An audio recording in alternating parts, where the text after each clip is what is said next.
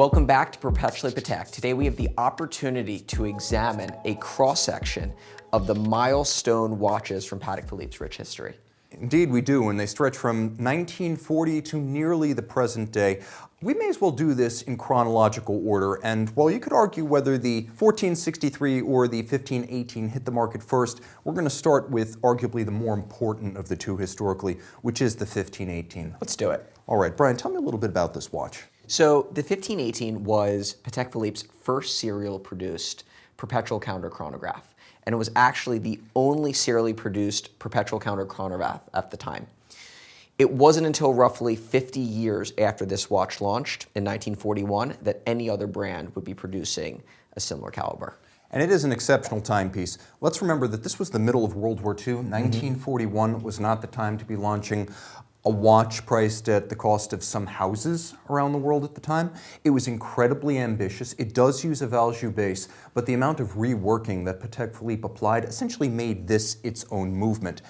Unlike a lot of vintage watches from the time, including Patek's own 130 chronograph, it's still a good size today. At 35 millimeters, it's neither really large nor really small, and it set the tone for every other Patek Perpetual Calendar Chronograph to follow, as the same basic format is used even today. Correct. And so all of the watches here on the table belong to a single individual who's so graciously allowed us to film them for this episode.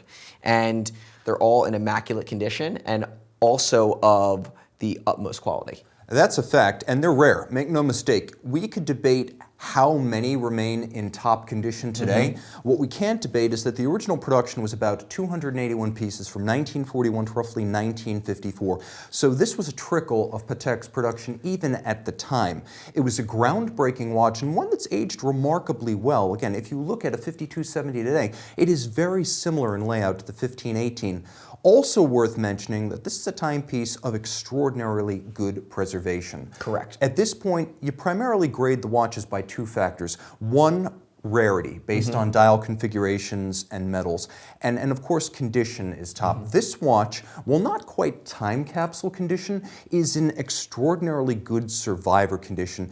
You can see it in the volume of the lugs, the symmetry of the lugs, the originality of the finish. It's still very clear where the factory applied it. And then the dial is simply untouched. It really looks antiseptic, and it's easily the most encouraging part of this whole watch. You know, the other thing that's special about the 1518 is that, as you mentioned, it laid the foundation for future models, but it's really the setup of the dial, right? Having the registers at the 3 and the 9, having the apertures on top, the moon phase at the bottom, this really set the stage for many of the modern day complications that you still see coming from the brand. The 1518 is important because it was unprecedented, it was the first of a series, and it is very, very rare, and the best examples are defined by condition. But it was not the only Patek Philippe chronograph by any means in production at the time. It was the only Perpetual Calendar chrono. Correct. We have a great example of one of its contemporaries launched in the same period. This one is remarkably charismatic in what would be known as pink on pink to vintage collectors. This is the 1463. Tell me a little bit about it. So as the Testi Tonde, as it's called, was the first water-resistant screwback chronograph that the brand produced. It's aptly named because of the scalloping here on the pushers. And so what's so special about this watch is that it was the only serially produced water-resistant chronograph until the 5070, Which came out in 1998. Correct, much later. And so this is regarded as one of the finest vintage chronographs that you can purchase or have in a collection, but you can also see the characteristics of this watch and how they've been instilled in watches today, particularly the new 5172 that came out. And now I'm blown away by a couple of features of this watch. First, of course, the condition, and second, just how compelling the combination of the rose gold case and the salmon dial is together. Let's just take a quick look over on the crown side. Like you mentioned, there is a scalloping or a fluting on the crowns. They're also rounded across their top, tasti tondi in Italian meaning round buttons, and that's literally all it means. Now features you can see, common to the 1463 and right here with the 1518, something that was distinctive of older watches, which is an unsigned crown. Correct. It's kind of a sign of the times that appears almost a little bit generic or crude today, but was very much the practice at the time, as signed custom crowns didn't really become a thing broadly until the 1950s. Now, this is a rare watch among rarities because only about 750 1463s were made from 1940 through the late 60s when it was phased out, but only about 190 of them were made in rose gold. So of those that were in rose gold, a smaller number featured the salmon dial. Correct. When you put it all together, you get an extreme rarity, one of the most sought combinations available, and again, I've been doing this now for 8 years, reviewing vintage and pre-owned watches. I've shot 7,000 videos. This is the first example of that I've encountered. You know, what's also particularly special about this example is that it really does feel like you're looking at something from a time capsule. The lugs are extremely thick and sharp. The hallmarks are all intact. And I think that when you have the opportunity to see even just one, or even comparing one to another, you really see those differences. It's also a really nice watch to wear today because if you think about the Patek Philippe 130, which was one of the chronographs that preceded it, that's a 33mm watch. And it's historically important, but it's not necessarily something that still wears contemporary, has a lot of presence. It's delicate, it's quaint, it's historically revered, but to actually go out and wear, I would rather be wearing the 35mm 1463 because it just has that kind of presence to it. Correct. Now, it's also value-based. We'll talk about why that's important because later on we're going to see a transition from Patek building on Valjoux 23 Abauche to La Magne. We're not there yet, but let's talk about a watch that is probably the best known custom crown of the 1950s. We talked about unsigned crowns. Now we're probably talking about the king of signed crowns. That's not why the 2526 is important. So the 2526 is regarded by many collectors as the first center winding automatic wristwatch that Patek Philippe produced. And why this is so important was that it just changed the trajectory of the brand. And so Rolex actually came out with their automatic watch roughly 20 years before. And it wasn't for lack of innovation that it took Patek Philippe so long. It was that Rolex had a 20-year patent on the design of having that center automatic winding. And so the brand had 20 years to refine the watch and to make it better. And so the movement is regarded as one of the best automatic movements of all time. But what's also particularly special about the watch, which I think is predominantly what it's known for, is the twice-baked enamel dial. So all of these watches came with enamel dials, this beautiful cream color. And the reason why they chose enamel was because it was advertised that it would last forever and that it wouldn't corrode or change as many of the other dials at the time would. Yeah, Patek was trying to make a statement with this watch, so they went out of their way to set it apart from standard Calatravas that had come before, the 570s, the 565s, all nice watches. But what we have here is a showcase for the new caliber 12600 AT. And what's interesting is this is a solid caseback watch, and display casebacks wouldn't become common until the 1990s. This was a movement that was built with utmost integrity. It's not that Patek could not have built a hammer or a bumper automatic. Those were prolific. Many brands had them. They were common during the era that the Rolex patents obtained. But Patek did not think that was sufficiently refined for one of their watches for the reason that you could feel it and you could hear it. Their rotor winds silently. Their movement is gorgeous. Geneva hallmark, free-sprung gyromax balance, overcoil hairspring, extensively jeweled, beautifully finished, and then only for the eyes of a Patek Philippe watchmaker.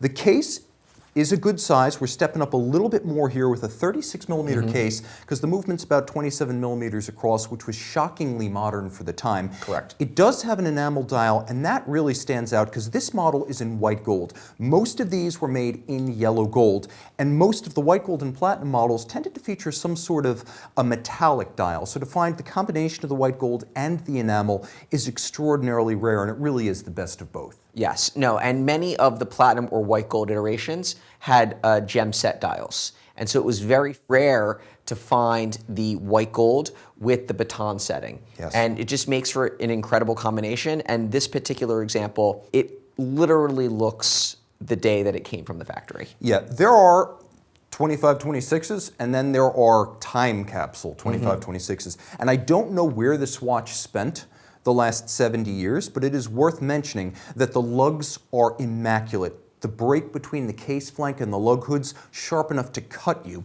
It is as good as it gets, and that's before we even get to a lot of the period charm of the watch, such as the Patek Philippe horizontally opposed logo, the P and the P horizontally opposed, giving us a fully signed Patek crown, but not one that's just casually stamped or engraved. This is a distinctive crown that debuted to let you know what was inside. This was a crown created for the caliber 12-600, so you knew something special was inside. It does have the enamel dial. This looks like it's one of the later examples, as it appears the indices are glued on rather than actually set within little step holes in the dial. That's how the earlier ones were made. This one's a bit more seamless across its surface, so it's one of the later examples. The watch was made from 1953 to 1960.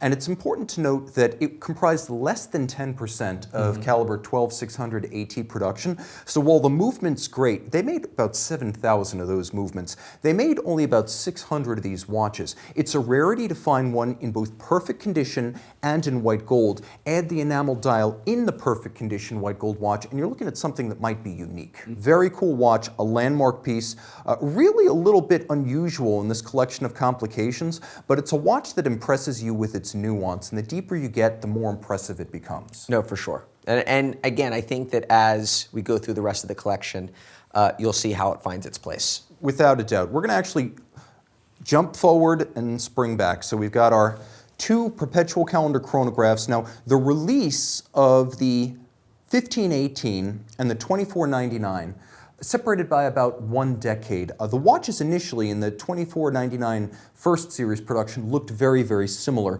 but the big difference was size. Correct. No, and so there was actually a 3-year period in which the production of these watches overlapped. And so there's many differences between them. Size, as you mentioned, being the key differentiator, but you have pump pushers on the 2499 here, and you also have more detail on the lugs themselves. Yeah, without a doubt. The 1518 looked a lot like the first series 2499, but from the second series forward, the watch really began to strike out in its own direction, create its own identity. There was that 3-year overlap. 1954, 1518 production ends. With the 2499, we have a more nuanced design overall. We have beautiful fluted lugs. We have a watch that would eventually ditch the rectangular pushers in favor of pump pushers, which is what we have here in this 4th series watch. For a while, there was a tachymeter scale. That went away with the 3rd series. And the watch was in production for a really long time. It's extraordinary that between 1951 and about 1986, they only built 349 across all 4 series. And this is the most modern and ultimate of that run. The Sigma dial, no tack, sapphire crystal, 2499 Series 4. It's really an unusual watch. No, and so the Series 4 was the only iteration of the watch to have a sapphire crystal. And it was, as you mentioned, the last iteration. But what's important to note about this particular reference is it's probably the most researched and written about of all the Patek Philippe Perpetual Chronos, perhaps even vintage Pateks. And I think that it also laid the groundwork for the level of research that you see that goes into other brands, whether it's differentiations amongst Rolex dials, and even today, that level of research that has gone into, for example, early FP Journe. And it's important because this was a milestone watch. This is a fascinating transitional piece because for Patek Philippe, a 4th series 2499 from the 1980s represents the last of the old and the first of the new in many ways. It was the final appearance in the swan song in the Perpetual Calendar Chronographs of the old Valjoux 23 base for the Perpetual Calendars. Patek had always heavily modified it, made it their own, but from the 3970 forward, you would see the use of Lamagna bases, and that was a sea change in terms of what is inside. Okay, we're in the 80s. Brian, the anniversary year for Patek Philippe, 150 years. It's a big deal. What do we have next? So what we have next is the 3974. And every 25 years, Patek Philippe celebrates a big anniversary. And this was particularly momentous because they came out with a new minute repeater movement. And due to the quartz crisis, minute repeaters at large were drastically reduced in terms of production. Most brands ceased them entirely. They got rid of their departments. The watchmaker's no longer there. And what Patek Philippe did was they kept producing them during this time period, so they kept the know-how and they kept trying to innovate. And then in 1989, they come out with this new movement, and it really relaunched the minute repeater for the whole world and really for the whole industry. And so you have here an automatic self-winding minute repeater wristwatch. You have a traditional display, and It's just magnificent. It really is very special. At 36 millimeters, it's anything but ostentatious. This example is special because of a number of features. For instance, the early examples of this timepiece featured cases made by Jean-Pierre Hagman, the renowned case maker who started work in 1984. Later on, these watches would be cased up by Atelier Réuni, which was sort of the Patek Philippe house brand case maker. This actually has the JP signature underneath the lugs. He came out of retirement. He retired in 2017. He came out of retirement to work with Regepi and de Crivia in 2019. His cases are jewels in and of themselves. Now you can see one of the signatures of his minute repeaters that he created for Patek was the little slide track on the flank of the case. That was his innovation designed to strengthen the mechanism and reduce the margin for error and thus damage. Now this example, being an early one, features the Hagman case. It also features the Sigma signatures. This model was made over a brief period from about 1989 to about 2000. It's a very special watch in many regards, but the examples made during the 2000s would not have featured the Sigma marks. What's also interesting here is just how intact the case is. The fluting, the steps, the lines, the fullness of the metal, and the watch appears to have a little bit of a tangerine glaze that forms over gold when it's left untouched for years. And this is a very great example of that because it's something that only the years can work on a watch.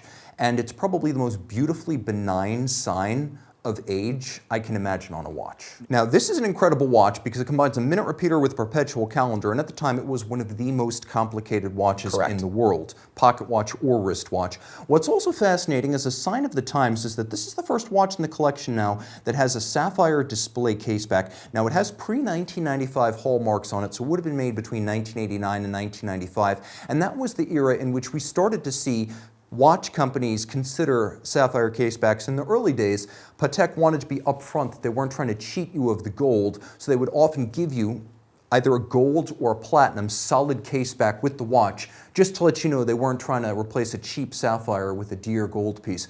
But this was the early iteration of Patek's display casebacks at a time when it was still not common. It's impressive to be able to see this micro rotor RTO. And the micro rotor also allowed the watch to be thinner and smaller, and as well to be a daily wear, especially for a perpetual calendar. And I think that that's really what they were going for, was they wanted to get minute repeaters back on the wrist as opposed to just being in pocket watches. And I apologize calling that an RTO. That is an R27Q because it's a perpetual calendar, Q, quantième, and it is a minute repeater, R. I think you're the only one that would have known that. Oh, no, you Patek guys are going to catch that. I believe in you. I know you would have held me honest on that. So now what's really neat here is just how compact it is. It's a perpetual calendar, it's an automatic winder, it's a minute repeater, and a great one. It's not a casual clicking, whirring, old school pocket watch minute repeater. It is genuinely beautiful and sonorous, and it's watches like this that help to establish Patek Philippe's modern reputation for minute repeater sound quality. Correct. And I think that this takes us to the next watch on the table. Yeah, without a doubt. Also a perpetual calendar minute repeater, but produced a little bit later, but I think in just an incredible combination. Yeah, I think if you give me the option to choose any watch on this table as my own, I would pick this 5013. It came out in 1992, and there are precious few tonneau case Patek Philippe watches in the collection today. So this minute repeater is a little bit different than the one we just saw because it uses a retrograde date on its perpetual calendar. Correct. It is very wearable. At 36 millimeters in diameter, like every tonneau case, it wears bigger than its listed size. But if a watch wears like a 40 millimeter round case, is that all bad? This is a really cool timepiece. The combination of the platinum with the black dial is beastly. It has an incredible magnetism to it, real power. And a rare combination. Yes. A rare combination, and I should also mention, a timepiece that, in spite of being platinum, is as sonorous as any minute repeater you will ever experience. This was the period during which the semi-mythical Stern family involvement with repeaters became routine. As the watches rolled out in very small numbers, first it was Philippe and later Terry Stern who would personally evaluate these watches before they left the factory. And sometimes they would go back to the watchmaker if they didn't sound right. Should we let it rip? Yeah, let's go for it. Okay. So guys, what I'm going to do, if you ever want to impress your friends with a minute repeater, you want to set it to 12:59 because that's where you're going to get 12 hours, 3 quarters, and hopefully 14 chimes if your eyes are good and you set it right on the mark. So I'm going to do my best to get this up to 1259. Guys, this is a platinum watch with a solid platinum case back. Consider the quality of sound that Patek has achieved in spite of those hurdles.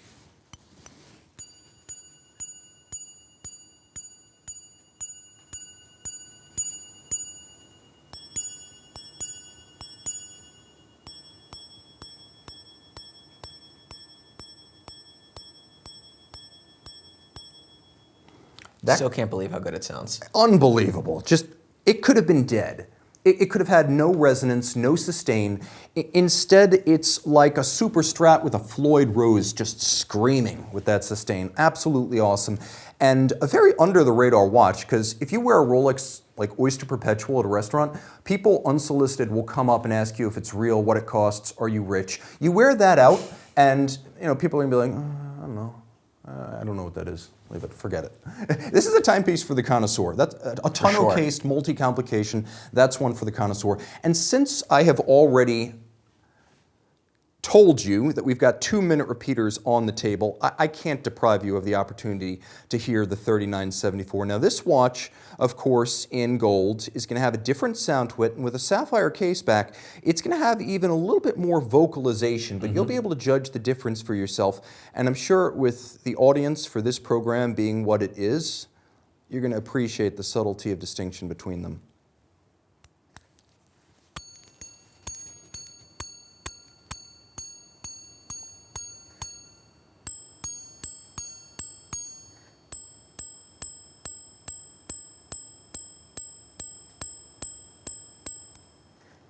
Wow. What it truly highlights is just how unique each one of the minute repeaters is. Without a doubt. Everything from the size of the case, to the thickness of the case wall, to the material used, to the presence or lack thereof of a sapphire case back will make a difference. And you could hear this was higher in pitch, partly because of that sapphire case back and the way it conducts sound, compared to the platinum solid case back of the 5013. As we move into the modern era, now we're in the mid-1990s, 1996 rolls around, and this might be Philippe Stern's masterpiece. From his era of stewardship, when he was really running the show, I don't know if it gets much better than the 5004. No, so a heavily modified Lemania movement, I mean to the point where I don't even know if you can call it a Lemania movement anymore. A split-second perpetual calendar chronograph that was just absolutely incredible. Yeah, a watch that really defied all logic, as even Patek Philippe with its resources struggled to make this work initially. First of all, it's 36 millimeters in diameter, which means it's smaller in 1996 than the 2499 was in 1951. So they're not helping themselves out by adding case volume. Now, the Lemania 2310 base here has been reworked beyond recognition. For one thing, it is now a split-second chronograph. It is a perpetual calendar. But one of the innovations that this watch brought to the table wasn't just that all this was done in a compact case. It's the use of an isolator or a decoupler for the split-second mechanism, as conventionally you will have an extra amount of drag slowing down the movement, causing premature wear and suboptimal chronometry when you're running a conventional split-second chronograph. Here, Patek added this isolator system, which you can actually visualize it on the case back. But later on, the 29535 would be engineered from the base plate up to incorporate an isolator in its split-second iteration. A lot of surgery was required to include that here. It is a rare watch, Brian, about 200 made from 1996 to 2012. This one is in white gold. And roughly 50 of the 200 were done in steel. So it really only leaves 150 pieces left amongst all combinations, and white gold with a black dial being one of the rarest. Yeah, and what's interesting to me here is when I look at this white gold, I can tell it's rhodium plated. Now today, Patek Philippe, since about 2006, I believe, uses what's known as gray gold. It's unplated white gold. So when I look at this 5004 next to the 5013, they look the same color. Correct. This is not how gold is done at Patek anymore, so it's also an interesting sign of the times. Now the watch is incredibly compact, it's beautifully proportioned, it has lovely lugs, it's an old school welded lug case, very laborious to create, and the movement is wonderfully deep. Well, it's not broad. I mean, this is a Lemania 2310 doing business as the Patek Philippe 2770, so it's not a big movement, but it has a wonderful depth of field from the rattrapant ridge all the way down to the base plate. It's just a really cool marvel of packaging, and as you mentioned, with about 1/4 of production dedicated to the end run of steel pieces, 50 of them, any given precious metal of the 5004 is rare. To find one like this that is literally as good as it would have been the day it left the dealer case, like there isn't a mark on this watch. It has never been refinished. That is a real rarity there. Very special. We're ending with the killer, though. Yeah, okay, well, look, this is a watch that's so special, I'm a little bit embarrassed to admit it's still in the original sleeve, but then again, if you had one of the 16 Patek Philippe 3670s ever made, you might keep it in the sleeve too. Stainless steel, 16 pieces, new old stock movement. Brian, how did this happen? So effectively, at the factory, they found 16 of the original 130 movements, apparently in a drawer. And so they decided to come out with this small, almost private edition of the pieces for their top collectors around the world. And so this was the end result of that endeavor. And as many collectors know, Patek Philippe rarely does limited editions, and they don't disclose production numbers of a watch. But this is probably, outside of unique pieces, one of the lowest production timepieces that Patek Philippe has ever done. Yeah, back in 2006, the warm-up for this would have been the 5105P, where they found a bunch of new old stock, to be sure, caliber 990s, a rectangular movement. They cased them up in the 5105P, but they made dozens of those. 16 of these 13130 movements, which date back to watches like the 1463, they were found in the Rue de Rhone, Geneva shops that were being converted at the time to a flagship boutique for Patek Philippe. So as they were moving out of the old factory premises, in an attic, they claimed to have found 16 new old stock Valjoux 23 base Abauches. Those were then finished, tuned, and installed in this lovely stainless steel tonneau case. And by the way, I talked about getting both the solid case back and the display case back, and you could see that right here. You can also see that the movement is a surprisingly good match in terms of size for this modern case. Also important to note, although this watch came out in 2011, it still features the original Poinçon de Genève, the old Geneva hallmark on the movement, which makes this one of the very last Patek Philippe watches to feature the pre-Patek Philippe seal, the old Poinçon de Genève that they'd used for eons. And there was no pander here. I mean, obviously it's rare, it's stainless steel, but if they really wanted to tug at the heartstrings, they would have put it in like a 1579 stepped lug case. Instead, they looked back probably to the 5020 and they said, you know what would be really cool? Tonneau case TV screen dial, let's do it. Why not? And that's why we got a watch that is certainly emotional, but not necessarily predictable, because I would not have predicted they'd choose this shape. No, and I think that they wanted to do something interesting and unique and that differentiated from the 1463s.